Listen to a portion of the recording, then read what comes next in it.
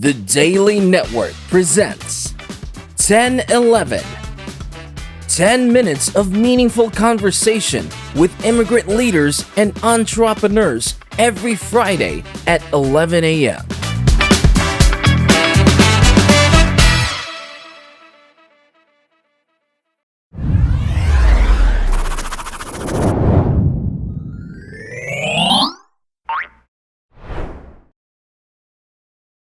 Hi, Rosalyn. How are you? Hi, Diana, or should I say Queen Diana? I'm doing well. How about you? Thank you for having me. For sure, yes. So first, again, I'm very grateful to have you here because I really want to know what you do, learn more, and share that to our platform. So yeah, tell us what you do. Tell us more about you. Sure. Well, yeah, as you know, my name is Rosalyn. I do use the name C. Raindancer, but my birth name is actually Kwa. So I still use that as my legal name. And I was born and raised in the Philippines, and my family immigrated to Canada when I was 12 years old. So that's over 20 years ago. I'm, pretty much Canadian. And I live here in Vancouver, Canada, which is the traditional territories of the Coast Salish peoples. And I am, literally an immigrant to this land, also, of course, a visitor. And I feel really lucky to be living here, in Canada. And as far as what I do now, I am a business leadership coach, specializing in empowering Black, Indigenous, and people of color that are business people, entrepreneurs, and executives to grow their dream business and lifestyle. Thanks, Rosalyn. So just to clear this out, like if I am an entrepreneur and I want to start my own business, how can you help me? Usually it starts out with just, having a conversation about like what is it that you want to do. Usually 30 minutes, sometimes it goes to 45 minutes. And from that conversation, I essentially would determine whether I can help someone, because everyone has, different experience and also different personalities. So I tend to work with people who, already kind of have some kind of a leadership ability. So people who have done something in the past, in their career or personal life that's kind of leadership oriented. And then the main thing that I help them with is essentially sort of getting really clear on their vision, like their why, getting clear on, like what is really driving this business, or if they have an existing business, maybe they're kind of reimagining it, changing some things. And then I help them with a strategy or some kind of action plan. That's usually for the first 12 to 18 months. So I feel like my genius is really actually getting people started, because that's often the hardest thing, is just to get started. And I tend to work really well with people kind of in the first 5 years of their business, sort of new businesses. Thanks, Rosalyn. Now, do you have any specific businesses that you are focusing on? Like, for example, if I want to start with retail or in wellness or any industry you can cater. Yeah. So in general, when I started back in 2015, which was when I launched my coaching business, I didn't really have a specialty per se.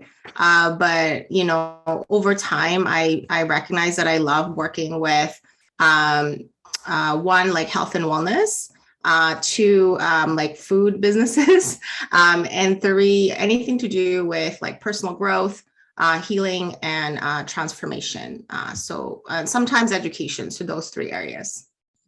Good. Now, Rosalyn, you said you started 2015, right? So what pushed you to start your own business? Well, actually, in terms of starting my own business, I have to kind of go way back to when I was 16 years old. So I started my first business when I was 16 years old. In terms of the coaching business, yes, I did launch that in 2015. So, but I think it's kind of fun to share about my very first business, which was actually a web design kind of service, I guess. At the time, I didn't really like view it as a company.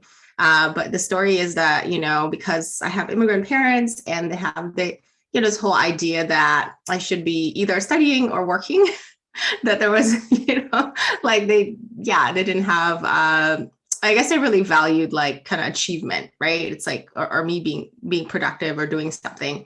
So one summer, my mom kind of like plopped down this book on the coffee table. It was called The Complete Idiot's Guide to HTML. And I was like, what is this? And she figured that because at the time the internet just started and I was spending a lot of time, I don't know if you remember like AOL. So spending a lot of time on there. And she figured I was already spending a lot of time in front of a computer. I might as well learn something.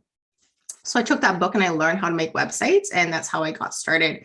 Over time, I have been involved in different businesses in various industries, either like kind of starting them or like co-founding them. But in 2015, I decided that it's kind of a long story, but essentially it brought me to my love of coaching and helping people, growing leaders, empowering them.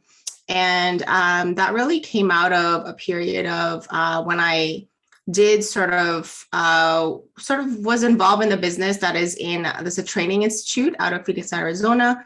And I was trained as a corporate trainer, and they train us to start sort of our own businesses. And that's how I got started. Is I kind of bought this like train the trainer program, and then it kind of had a little business in a box program that helped me got started. So that's when you're in Arizona, correct? In 2014, I wasn't working in Arizona, but I was flying there quite a bit to do their trainings.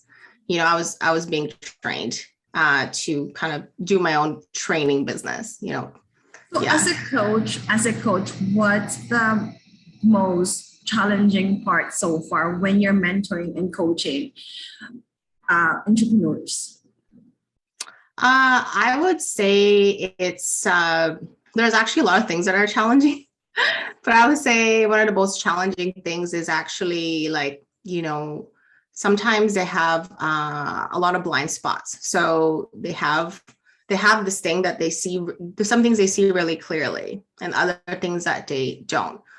So for example, like, you might have, especially if someone has a business idea, they might become really attached to it. And then all they see is what they see. And so part of my job is to help them see a more 360 view. And so they have a more balanced perspective. And so when they're making decisions and taking risks, that they're informed. And part of my job is to help them see and bring my experience as well, not just my own experience, growing up in an entrepreneurial family and my own sort of entrepreneurial journey and my own mistakes and failures to help them see, what are some possible blind spots. But a lot of times, blind spots are blind spots for a reason. So not everyone may see that. And then I might see them, go do something or make a decision that, would cause them frustration or more challenges in the end, and then it's just like about supporting them when, the times become challenging or they might feel disappointed with something. So it's really like kind of like helping them ride the highs and lows. And then second biggest challenge, it's truly, helping them stay sustainable, which is kind of one of my it's the basis of my success framework right now is like, as you probably know, it can be very intense to be an entrepreneur and business owner. And so, looking at, well, there are times when you have to put in the work, right? You do, and the hours, and it may be very intense, but sometimes you don't know how to shut that off. So it's about encouraging them and helping them see too, it is worth taking some time off or the weekend off or make sure they take care of their health and family relationships, that those things are important too. Oh, Rosalyn, I would also like to ask, what's the greatest achievement so far as a coach when you're dealing with entrepreneurs that are successful? Well, I feel like, okay, that's actually an interesting question.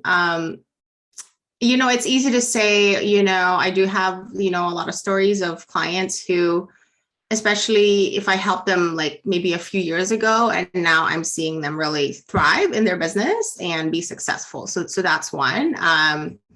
You know, and I mean, that's like really obvious, but what I want to say is my biggest achievement is actually, gaining people's trust over time and retaining them in my community and keeping the relationship with them. Because I feel like it's one thing to, help someone and maybe serve them for some time. But I think it's another thing for them to come back and say, oh, I want to come to your workshop again or whatever. It's like that long-term relationship, I would say, is really important. And, I'm not meant to help people for, years and years and years, because like I said, I'm usually great at the sort of visioning and strategy part. That's not to say I can't help them with the latter aspects. And I'm usually best at supporting people through huge transitions or change and navigating those sort of difficult times. And so those things kind of ebb and flow with your sort of business journey. So I might help someone for a period of time, usually between 6 months to 2 years, and then they might go off and kind of like do their thing and come back. That to me, I feel is the biggest achievement, is being someone who they can count on over time. Thanks, Rosalyn. Now, what's your top 3 advice to immigrants who wants to start their own business? Oh my gosh. Such a big question. Okay. Top 3. So I would say my number 1 would be to, first of all, like, I know it sounds simple, but like really believe in yourself, and believe in your vision, and get clear on what that is first. But it's like, get really clear on that and sort of like get behind that. And it's almost like, so entrepreneurship is not something contrary to what we might read out there. It's not something to kind of just like try. I feel like you have to kind of make a decision and commit to it. So that would be my one thing, the first thing. And then secondly is, like, don't be afraid to do something new. I mean,